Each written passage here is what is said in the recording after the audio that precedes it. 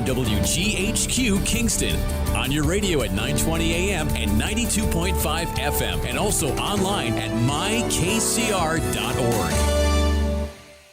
Long ago, you wouldn't think of galloping on a horse while doing calligraphy, and you wouldn't have attempted to ride your bike while typing a letter. Yet you think you can safely operate a multi-ton vehicle while texting? Behind the wheel is no place to multitask. If you want to BRB, drive now and text later. Lives depend on it. Visit StopTextStopWrecks.org, a message brought to you by the National Highway Traffic Safety Administration, Project Yellow Light, Noise, and the Ad Council. Around any bend in any road, any time of the day or night, Central Hudson crews can be found working in the Hudson Valley, from Montgomery to Millerton, Freehold to Fishkill, and many points in between. We mark our work zones for safety's sake. As a driver, you can do your part too. Slow down, pay attention, put down the phone, and obey the flaggers. Be prepared to stop and maintain a safe distance from the vehicle in front of you.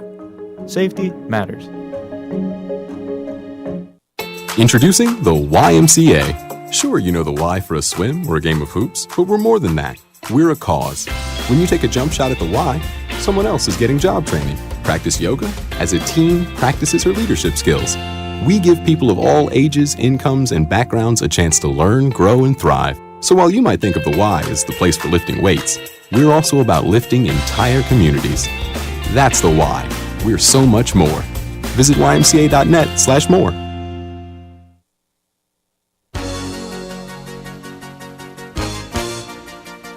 Hi, this is Winnie from the Rosendale Seniors, and I support Kingston Community Radio, and so should you.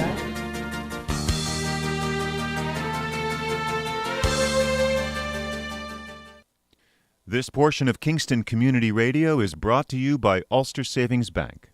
Visit their newest branch, conveniently located at the Ulster Commons Plaza in Lake Katrine.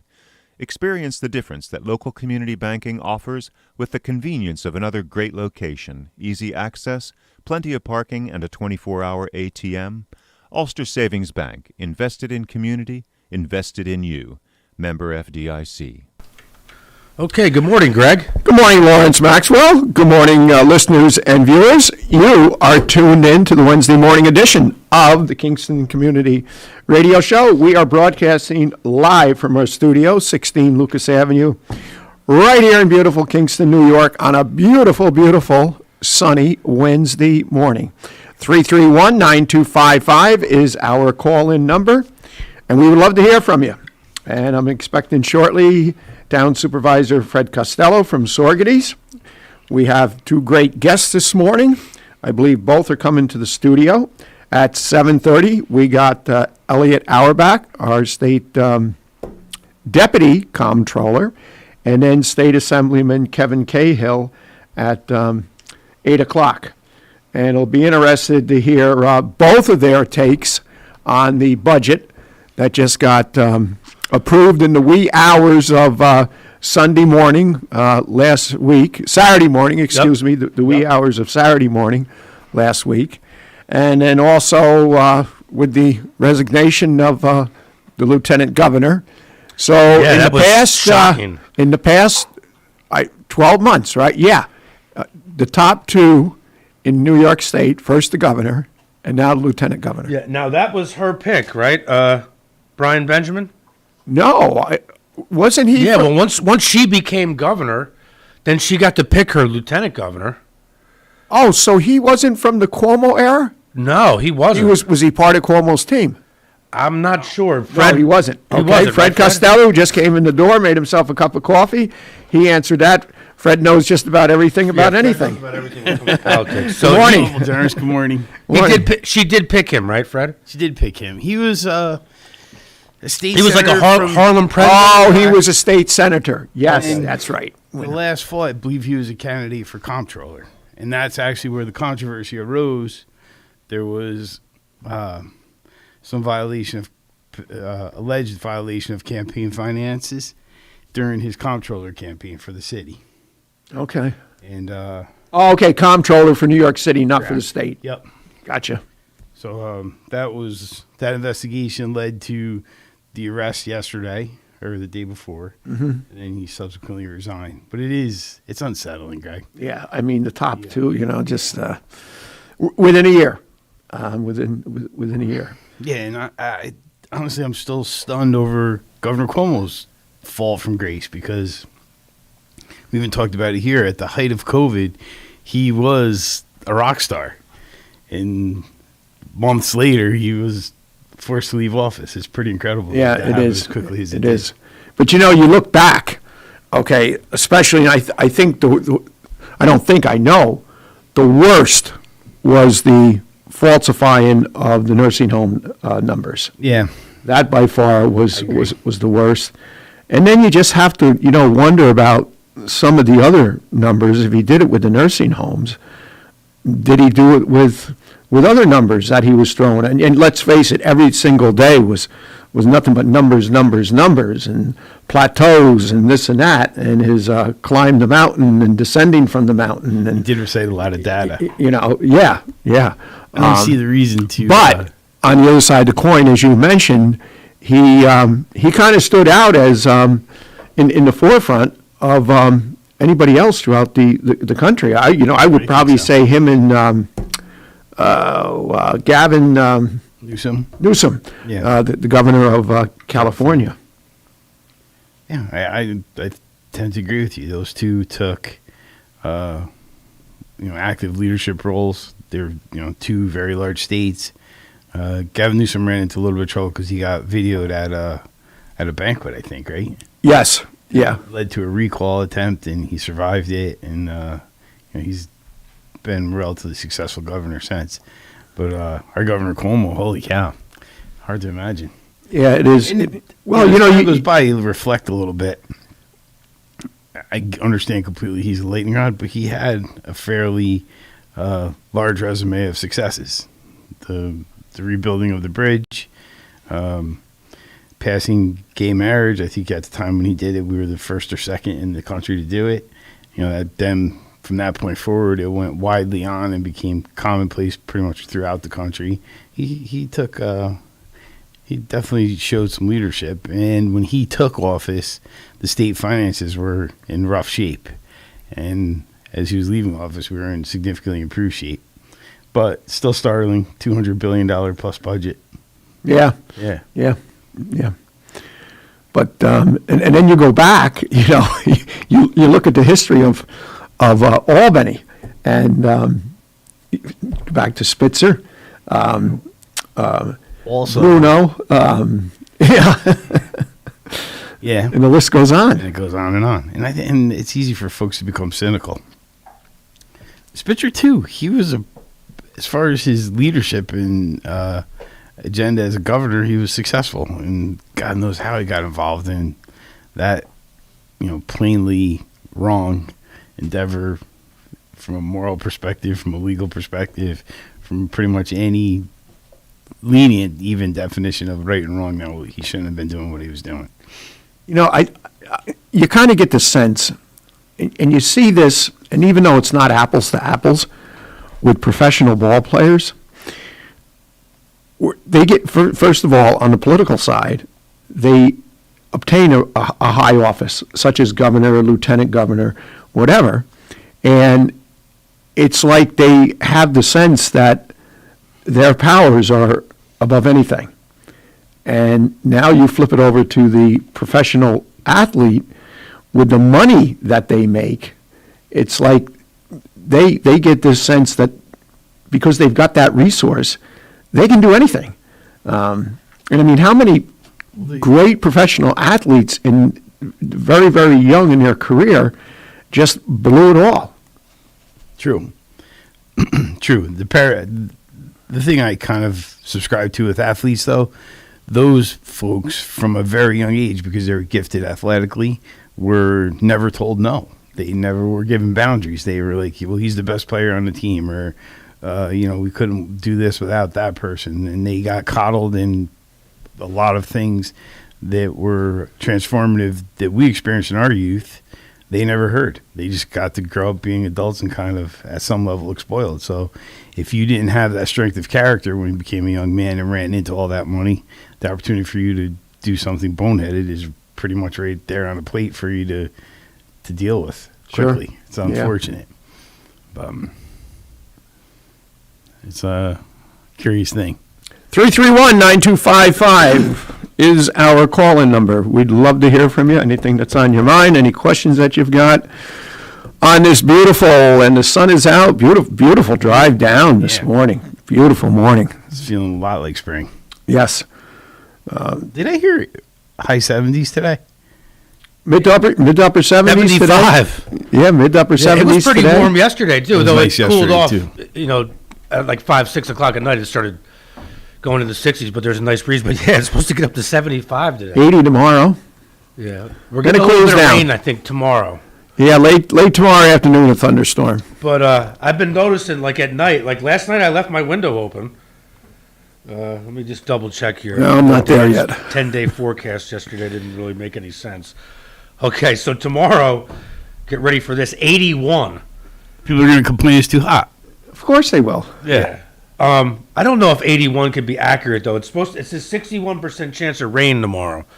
So 81. Yeah, that's late. That's a thunderstorm late in the afternoon. Most of the day is going to be dry. I mean, 81 for April 14th or April, what are we at? April 14th. My God. That's crazy. Tomorrow's tax day. That's right. Or the 5th, Friday is, yeah. I sent mine out at the end of March. Oh yeah, today's the 13th. Yeah. 13th. Today's the 13th. Hopefully everybody's got them mailed out already. I know we had a Lions board meeting on Monday night, and we have a few accountants in there, and he said more than any this year, and he's been an accountant for 30, 40 years. This year more than ever, more people have been filing for extensions or whatever, or for more time, which is weird. What does he feel is driving that? He goes, out of his 195 clients, half of them have asked for extensions to file.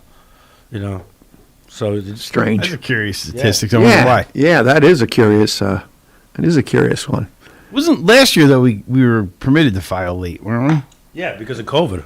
Yeah, I believe. so maybe I think the last 2 years. Last 2 years, yeah. So we just got out of the habit of being. Didn't in 2020 it get extended to like July or? They extended it 2 or 3 times. Yeah.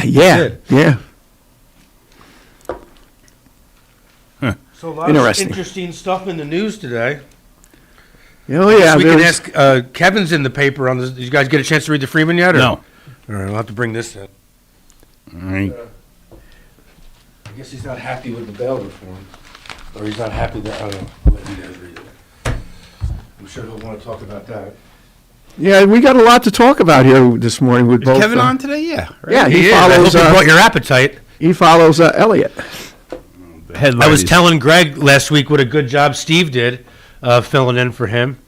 He did a good job. He did do a good job. I've only met the man a couple of times, but I didn't realize that I heard 33 years on the force. Yeah. I heard you threw him to the wolves and were late coming in. He wasn't that late. You're like 5 or 10. Just normal. Yeah. Also, he was here before 7:15. Yeah. Yeah. Oh yeah. He was early. He was early then. He came walking in with shorts on, and he was normal. Fred. Yeah, I parked. I think he gave all his. Fred in his parking lot at his restaurant has got one of those where you drop clothes and shoes in for the needy. That, I think he gave all his long pants away. I did make a big deposit the other day, by the way. I did that just before I went to Florida. Yeah. I mean, you just accumulate so much. Did you see some of this game, Greg, where Lacey Schatzel pitched a no-hitter? Who? Lacey Schatzel. No, I did not. Student. No hits, walk kill. No hitter. Yeah, that's a big headline. Good for her. Wow. Congratulations to her. Yeah, good for her. She's quite an athlete. So that had to happen 2 days ago, right? Because the Daily Freeman is 2 days old with news. Pretty much, like a day and a half. Yeah. Good for her, though. Yeah. No, nice. I did not hear that. I from what I understand, the girls softball team is a strong team. And there's expectations for our varsity team as well. Yeah, the baseball team just suffered an injury, right?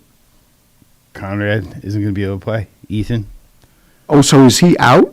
I don't know if he's out for the whole season, but I know he's convalescing. But they still have a good team, so hopefully they have a nice season. Yeah. It's fun to see baseball again. We Oh, watched yeah. the Mets the other night give away a lead to Philadelphia. I was a little disappointed, but it was still fun to watch it. So I'm looking at some of the headlines on page 2. There's a lot of town activity, and Sororities isn't noted in the paper this particular issue, but we have short-term rental law that we're going to host public hearings for next week, Wednesday night, and that's something that's been kind of brewing for 2 years to try to do a law where there would be a registry, where there would be some acknowledgement of some of the quality of life concerns that residents have experienced due to short-term rentals, parking, noise. Those are two kind of the pivotal ones. So hopefully we can, we're curious to hear what the public thinks about this law. So if you're interested at all, you can come to our meeting or participate virtually online. The links for that public hearing will be shared on the town's website. And that's an important law, I think. One of the curious things that's happened is our neighboring communities have adopted short-term rental restrictions. Many communities have offered a cap. For now, we are not posing a cap. It wasn't part of our thinking. But as other communities cap theirs, we don't want to become the default community of host for short-term rentals. So it's, even as we're trying to adopt the first legislation that would acknowledge it in Sororities, the pressures that we had are being forced to consider are changing as we're having the conversation. But I think this first draft checks a lot of the boxes and ensures that the properties don't have property maintenance violations, that they are safe for the folks that might be coming to our community to visit, and that there's acknowledgement of noise and parking issues. And parking's kind of been a pretty big challenge. You get these rural areas where the house might have 5 bedrooms, but they only have a driveway. So a host will have 4 couples or so and 4 or 5 cars along with that, and they can't park, and they're parking all over the street. So we think we're in the ballpark. It's time for the public to share their concerns or support for it. So come to the public hearing if it's something you're concerned about. Folks that do short-term rentals are being lobbied by whatever platform they work on. There's short-term vacation rental by owner is one company. Airbnb is obviously the most well-known, but those companies are actually lobbying and encouraging folks that host short-term rentals to participate in the process. So if you're a resident who's just in the neighborhood with a concern, it's important that you participate as well so that we get a balanced perspective on the law. So that's why your secretary asked me to set the WebEx up for 5 hours till 10:30. Yeah, we're going to be there a while. It's going to be a long time. I'm not going to be there a while. So we had that, and then we also have some proposed zoning changes for our industrial zones in Sororities. The industrial zoning that exists today is kind of reflective of how industrial space was used at the height of IBM, quite frankly, back in the mid-'80s. And the trends in commercial use are changing all the time, and we feel that the zoning that we employ has fallen behind that trend. The ceiling heights are wrong. The idea of a retail component to craft manufacturing isn't prevalent in our zoning law. Food processing to some degree was left out of those efforts. So this is kind of a update, and it moves some more authority to the planning board to make some determinative decisions. And we had a pipe company interested in Sororities for a little while, but it required all indoor storage and didn't leave room for for screening as an option. So that company became frustrated and they went someplace else, which is fine.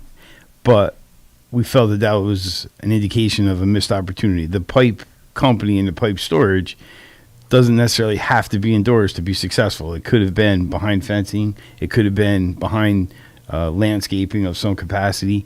So there was opportunities there to accommodate their need, but our zoning law didn't leave that latitude. So in order for that project to be approved, it would have had to gone through the planning process, leave the planning process, get relief from the zoning board of appeals, assuming they were successful in getting relief, then go back and re-engage the planning process with the restrictions that the zoning board of appeals agreed to. So that type of scenario is what we're trying to streamline and get away from. And this will be met with some controversy. So folks who might be interested in that, it's important that you share your thoughts as well. We do need to update the perspective of our zoning. Is not on trend with current commercial uses and commercial practices. And we're trying to be thoughtful. We certainly don't want to change zoning in a way that would create retail alternatives to the downtown area and the village. But I think it's important that, especially along Kings Highway, where there's this high inventory of buildings that have not been able to be repurposed. And we all know what that looks like over time. And the hope and aspiration there is we can provide some zoning that would engage users to come and reevaluate the usefulness of some of those structures and renovate them and make them productive again. And I think some of the things that are happening in Saugerties and around us would make that area appealing. It has all the right ingredients: water, sewer, natural gas, access to internet. And I think the explosion of the film industry in Saugerties is lending itself to need for more large open spaces, and those buildings have that, but there's challenges that go with it. So, Look at yesterday. oh my God, it was great. I don't know how many box trailers they had. It's pretty incredible. It is. Last Wednesday, while we had our meeting, they put snow on the sidewalks in front of the Orpheum and did filming from there. Did they? It's really incredible. So they made their own snow? Made their own snow. Or they come hijack from the ice arena? I don't know. They probably could have sold them the snow. Yeah, right. It's just unbelievable. And I actually had an opportunity to get a quick tour of the studio, and it's disorienting. Those buildings are giant. You're familiar with them. Yeah. And inside there, they actually built a replica of the streetscape. So there's on the wall a mural that resembles the Saugerties Main Street. And then on the other side of that, there's a series of front porches with living rooms and parts of houses behind them with ceilings that can be removed for filming. So you kind of walk through this fake facade of neighborhoods, and then you go into the next bay over, and there's a replication of a high school lobby and gym, locker room. There's a movie theater lobby. There's a basement, and the basement, I actually reached out and touched the wall because it's all fake, but it looks incredibly real. And it's a weird, because it's just amazing. I mean, look at what they did when they were in the high school auditorium. Oh my God, The they gymnasium. totally transformed it. Yeah, the gymnasium. Totally transformed it. Yeah. So pretty exciting stuff. For folks that may not be aware of it, it's over 200 employees a day. On film days like yesterday, that swells to, I don't even know the numbers, but I was told the one set took about 800 people to make successful. And wow, yeah, it's pretty incredible. Yeah, it is. Economic impact of that, huge. And I don't think an employer with 200 employees coming to our area we haven't seen that type of impact in decades. No. So the idea that it's here and in Saugerties is pretty special. I'm just curious, where are they staging all those box trailers? I mean, there had to be at least 24. Yeah, they are a logistics miracle because they don't just film here. They go to Columbia County and they film in the old school up there. Mm-hmm. They have some on-set resources at Schenectady. So I don't know, Greg. It's pretty amazing. I don't know what they were doing last evening, but I had stopped. Kevin Pendergast ran a takeout dinner again from the Legion. And I went to pick up a couple of dinners and ended up parking in the municipal lot behind Village Hall, the fire department, Donlin Auditorium. So I was actually coming down Main Street, and you could not get any further than John Street. Mm-hmm. They had it blocked off. So after I picked the dinners up, I'm walking, I'm coming from John Street, and I look above the buildings, and they've got a lift that had to be 80. What was that? Lights. That's what I thought. They were interesting lights. It's amazing. So obviously they filmed at night on that street. Those lights were up there. They were, and they're powerful.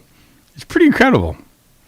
So it's probably not a show I would normally watch, but when they do release it, obviously we have to watch a couple episodes because it'd be fun. Absolutely. Absolutely. Pretty exciting. So, yeah. And that's not the only production happening. But between Stockade Works, Upriver Studios, the Plumbers, there's so much film activity happening in the Hudson Valley. It's really been have and continue to have a transformative impact. And that's only going to continue. I agree. Because, obviously, all of these have had success. And, there's nothing like spreading good public relations from users that have used your facilities and use your townships, the county. That is the best means to promote positive public relations. Agreed. Well, we got a couple announcements. We do. You want to do yours there first? Sure. I have Clean Sweep, May 22nd. Hello, Kingston clean sweepers and potential clean sweepers. Think spring. It has been a long, cold winter, and now it is time to get ready to clean our beautiful city. The Friends of Historic Kingston and the City of Kingston will be having our annual Clean Sweep event, so it is time to get your brooms and rakes ready and star the date on your calendar. The 13th annual Kingston Clean Sweep will be held on Saturday, May 7th from 9 a.m. to noon. So that's a pretty big event. Ours started last weekend. Lisa gave out a lot of bags, our town clerk. I saw it. Somebody did a real nice job along Washington Avenue, Mike Kraut Road, especially where the Sawkill goes underneath Mike Kraut Road. It's kind of disgusting what gets discarded there. I've seen everything from TVs. I picked up in the middle of Washington Avenue, the upper part of Washington Avenue, about 2 weeks ago, in the middle of Washington Avenue, a blue hamper. A blue hamper. It was in the middle of the road. Yeah. Come on. It's sad, though, because the intersection there is what spawns it. I think people get to an intersection, if they're drinking a water bottle, they throw it out the damn window. Or by the water there, that's the worst. Yeah. Everything. I've seen TVs, I've seen mattresses, the whole gamut. Somebody threw some broken fence. I'm like, well, why would that be a good idea? But ours is underway. Last weekend was our first weekend. I think we're doing it this weekend. Then we're taking the Easter weekend off as a break, but you can come back and do it the following weekend. So Easter weekend is this weekend. No, this is Palm, right? Palm Sunday's Easter? No, this is Easter weekend. No. Holy cow, I got to catch up. So this weekend we're off. Yeah, this is Easter weekend. Come back. Yeah. And then we'll be back the following. So Friday's Good Friday. Friday is Good Friday. I'm just trying to hang out the time, Greg. It's going quick. I feel like I'm losing the battle here. Hey, my new motto, I said to you, the further ahead I go, the farther behind I get. Yeah. That's the way it goes. So next weekend we'll pick up where we left off. Folks that are interested in doing it in Sorties, if your neighborhood has a particular intersection or the side of the road, get together with your neighbors, go to the town clerk's office, sign up. They'll provide you with bags. And after you've collected the debris, leave it in the bag on the side of the road. We'll have highway department or transfer station department staff pick it up. So, unfortunately, and I had to put out a public notice, which you may not have seen, to all of our media outlets that we deal with, the various social platforms, Lighthouse TV, our websites. Unfortunately, the dog situation in the Cantine complex has gotten out of control. And, this has been a law that goes back many, many years. When we first established in 1995, it was actually local law number 2, chapter 50, the year 1995. And there's been several amendments, one in 2002, and then another when it went over from chapter 50 to chapter 224 for the year 2017. There's always been a law that prohibits dogs and animals in the Cantine Veterans Sports Complex and all of our satellite parks. And unfortunately, you look into a crystal, if you could look into a crystal ball and see maybe that, did I create this problem that presently exists? When the pandemic hit back in 2020, obviously all of our fields, all of our courts were shut down.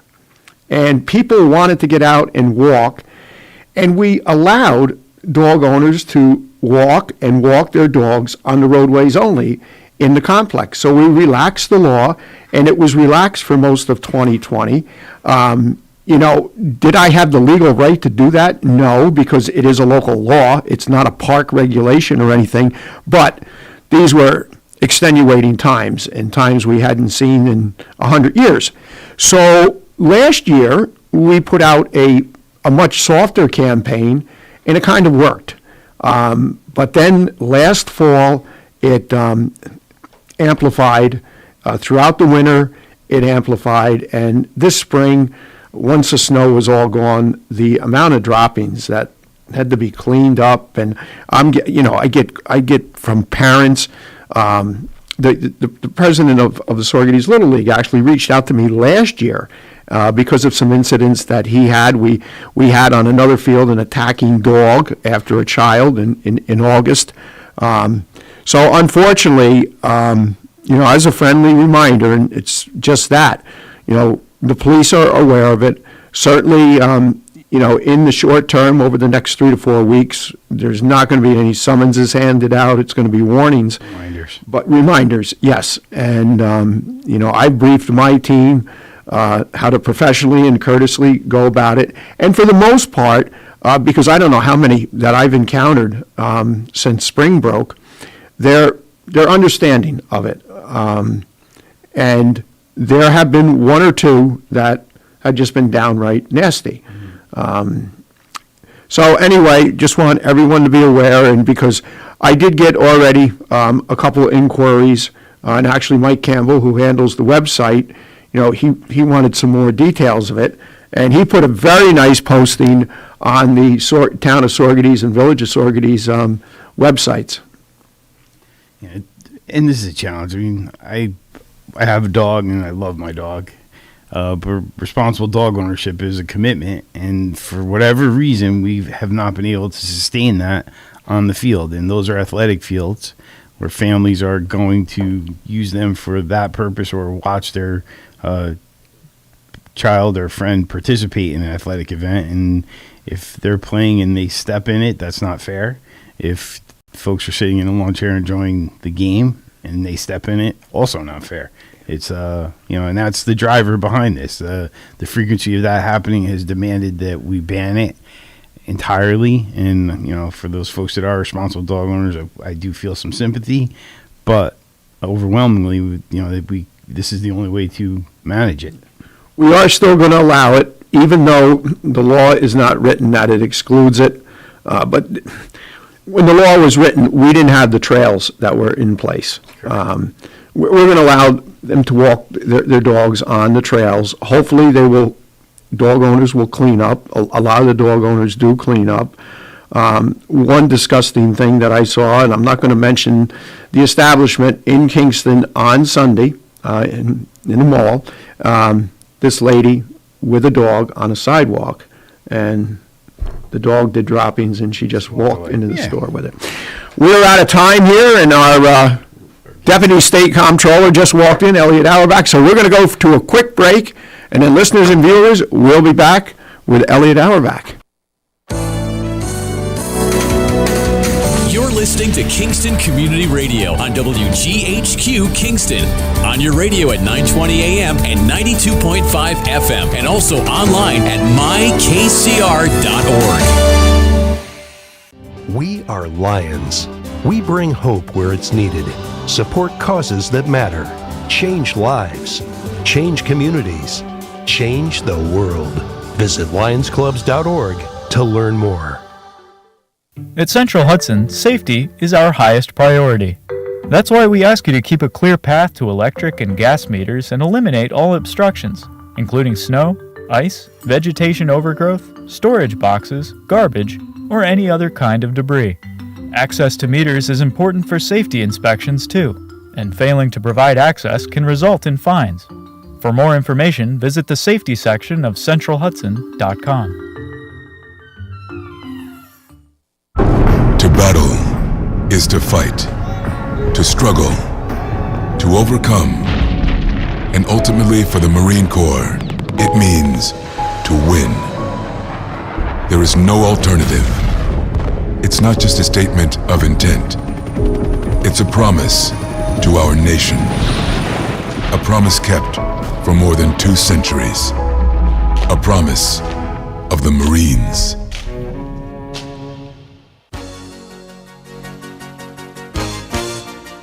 Hi, this is Jared Mans from the Spring Lake Fire Department, and I support Kingston Community Radio, and so should you.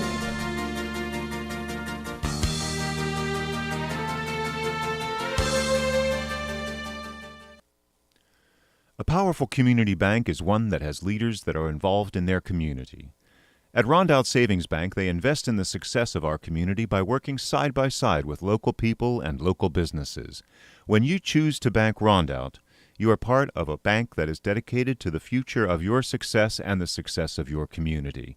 Rondeau Savings welcomes you to open an account today and discover what it means to be part of a powerful community bank, one that knows you by name. Rondeau Savings Bank, always working for you and our community, with branches in Kingston, West Hurley, and Hyde Park, also online at rondeaubank.com. Equal housing lender, member FDIC. Thank you, Lawrence, and welcome back, viewers and listeners who have been with us this first half hour. Those just joining us, welcome. You're tuned in to the Wednesday morning edition of Kingston Community Radio, and we'd love to hear from you. 331-9255 is our call-in number, and we have the Deputy State Comptroller of New York State, Elliot Auerbach, with us this morning, who will be joining us on each second Wednesday of the month at this time. And for those who may not know, Elliot was also the Honorary Irishman of the Year recipient at the Ulster Chamber breakfast about a month ago. Thank you. Totally surprised. Thank you. It's good to be with you, Fred. Guys, I appreciate you allowing me to sit at this table with you. We're honored to have you. As I was driving in, I catch you right around Kerhonkson, the booming metropolis of Kerhonkson, and listening to all the excitement going on in Saugerties. I mean, just remarkable. You know, as I like to joke in my own hometown of Ellendale and say it's taken us 20 years to become an overnight success. I feel the sense in Saugerties, too, that things are happening. It's come as a wave, but it didn't happen overnight. It was the culmination of years of hard work by everybody there in the community. So kudos to Saugerties. Good analysis. Exactly that. It wasn't, we didn't just wake up one morning and turn on a switch. It took a long time to push in that direction and move. But it still baffles me because I don't think anybody thought that one of the things that we would take a leadership role in is a film industry. I don't think that was on anyone's radar as little as 3 years ago. Correct. I mean, we could see it sweeping the Hudson Valley, and again, there are folks like Jillian Fisher who have done a lot of location scouting, who's local and who has really created some of the impetus for that. Down by me in Ellenville, they've done several HBO films, a couple series shots there. It's wonderful to see what's just happening throughout the valley, and the economy, the impact, the economic impact, but also the cultural impact. Mm-hmm. Because there are people that are coming in from the film industry and they're looking around and saying, wow, this is a pretty cool place. I'm not that far from the metropolitan area. I can plant myself here either on the weekends or for long periods of time. And I've met an array of different folks who are film industry related, and they have planted themselves in their respective communities and have gotten involved. How cool is that? I mean, can't ask for more. No, that's as good as it gets. So we just have to get our folks who have been living here for long periods of time to understand that we have new people knocking on our door. There's new faces in town. There's new ideas. Sometimes there's the them against us feeling. I call it the sheep ranchers against the cattle herders. The old westerns.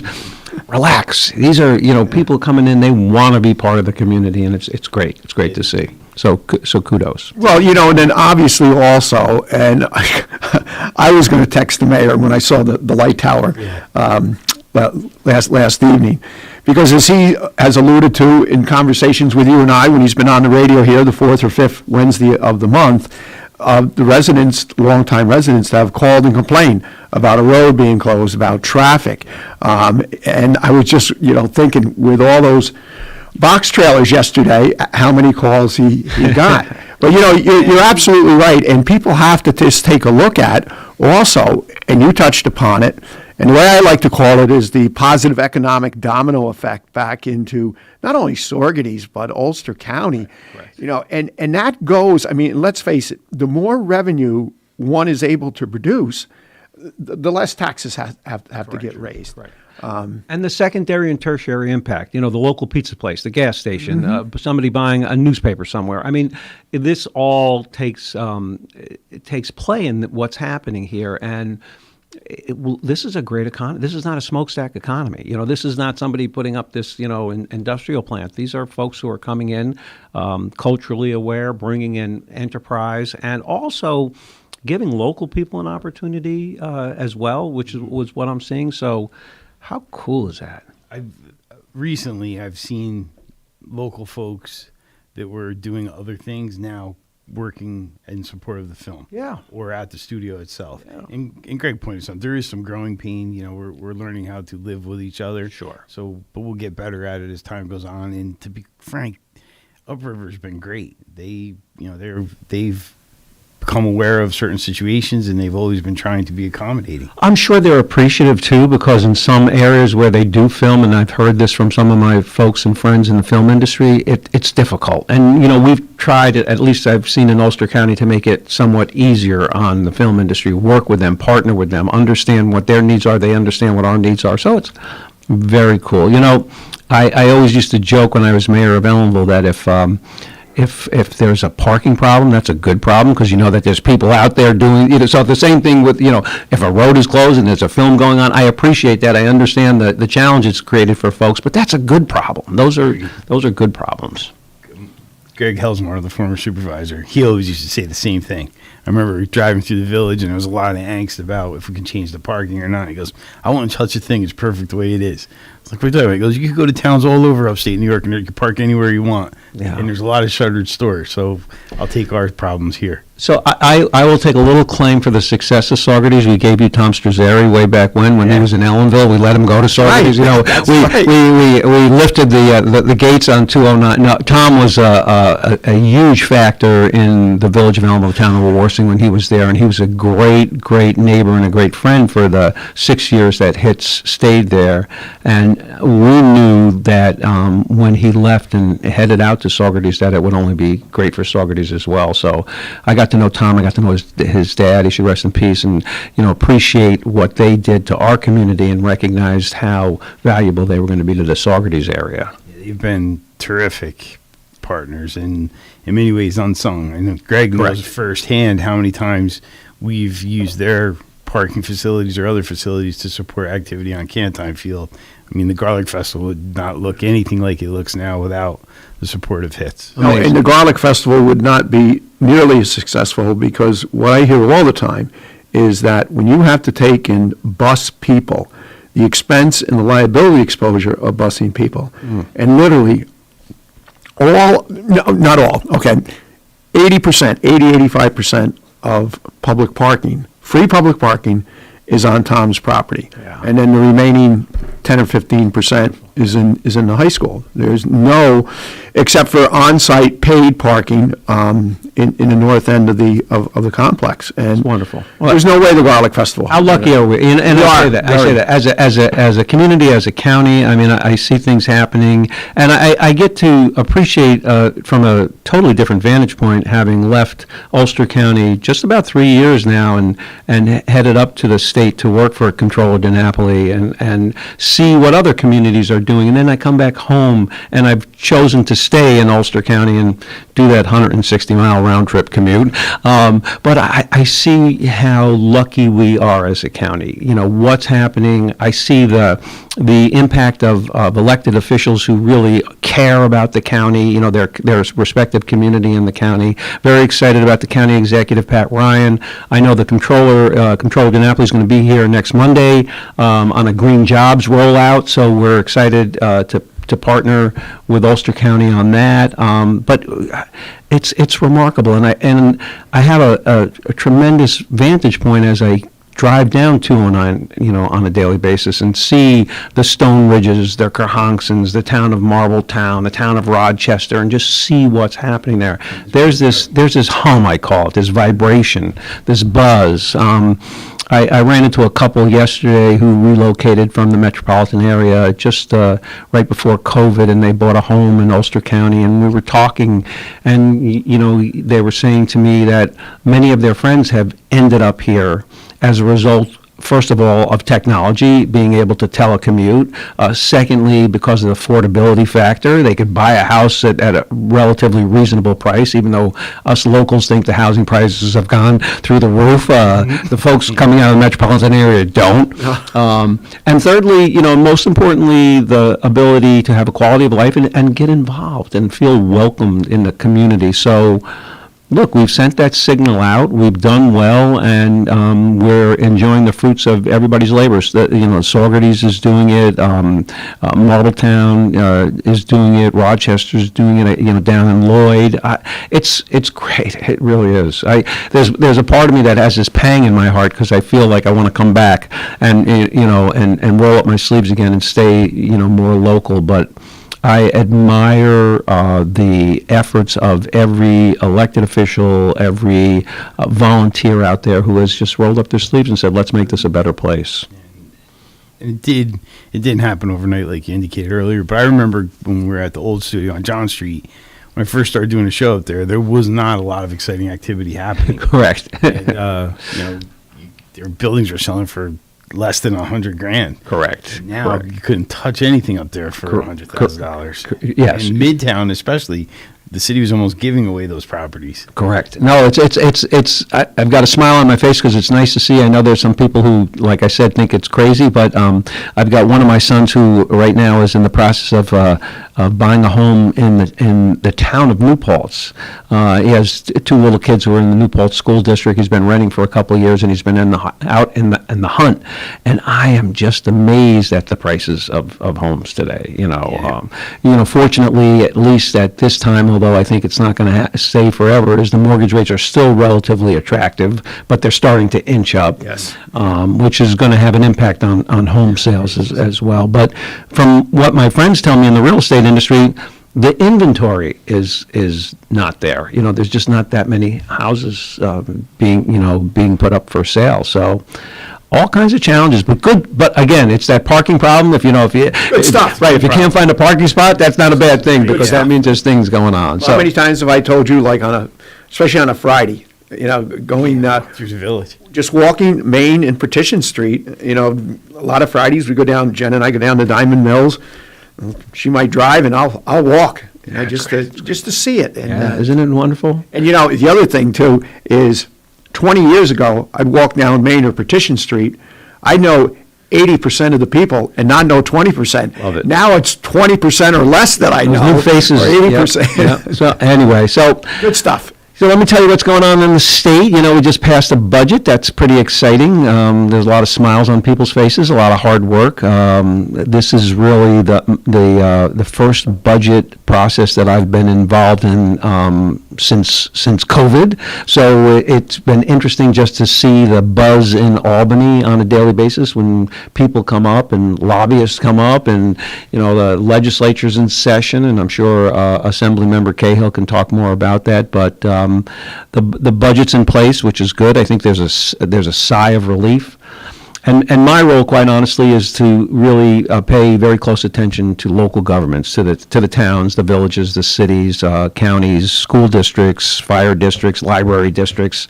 My folks, the 300 folks that I work with, provide the oversight for that, and we're seeing a lot of happy faces. That because the budget has brought some positive results to local governments who've been struggling over the course of the last couple of years, but also the federal money has helped. Yes. And we're trying to let the local officials know that while they think they are fat and happy now, that there will come a day that money will not be there. So to measure how they are going to use it, pay attention to the rules and regs that are around that, and do the right thing with it. Use that money to make a difference in your community, to help you recover from what we all felt was a crisis during the course of COVID and the pandemic, and use it for good. So we're having fun. We're seeing some things happen throughout the state. Certain amount of consolidations, which are interesting, especially from local courts.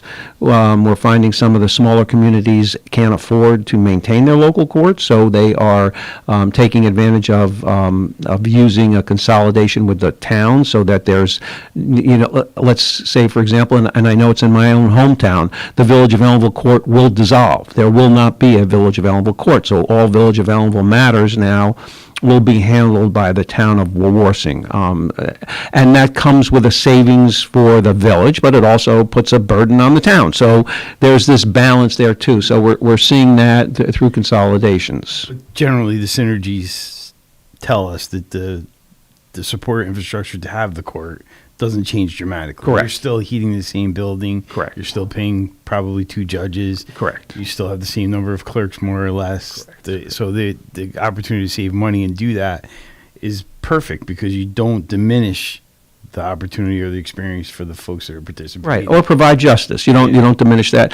So we're hoping, and again, Fred, I'm sure that you appreciate it too. We're hoping that the communities have this larger look at how we can make government better. What we can do. In a lot of cases, we are seeing governments step back and say, how can I deliver better government?